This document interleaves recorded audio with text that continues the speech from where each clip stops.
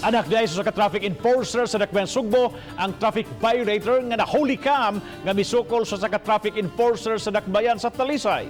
Ang report ni Fimarin Dumabok.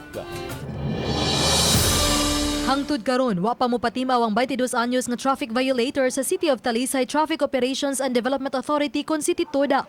Human mahitabo ang insidente nitong Domingo sa hapon sa May Cebu South Coastal Road. Nahuli ka mang 22 anyos nga wa magsulob og helmet apan inay nga mohunong nilugnot og misibat palayo sa traffic enforcer.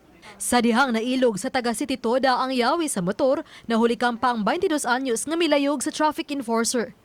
Gawas nga way helmet, wa sab kini lisensya. Mato ni Joy Tumulak ang hepe sa City Toda nga nipatimaw ng amahan sa 22 anyos nga usa-usab ka traffic enforcer diya sa Dakbayan sa Sugbo.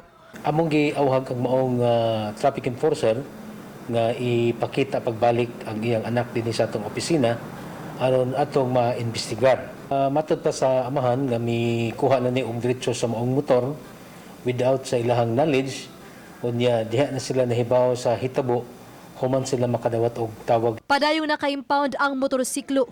Mibahad si Tumulak nga kung dili man mapatimaw kanila ang 22 anyos, hayan mo dangop na sila sa balaod.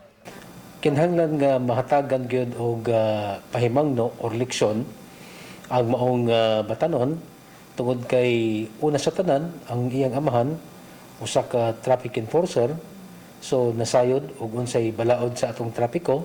Naisyuhan og citation ticket ang 22 anyos kay nagmaniho sa motor nga way helmet, way lisensya ug way pagtahod sa person and authority. Makamulta kini og 1,000 ka pesos matag kalapasan o 100 ka pesos ka storage fee sa gi-impound nga motorsiklo matag adlaw.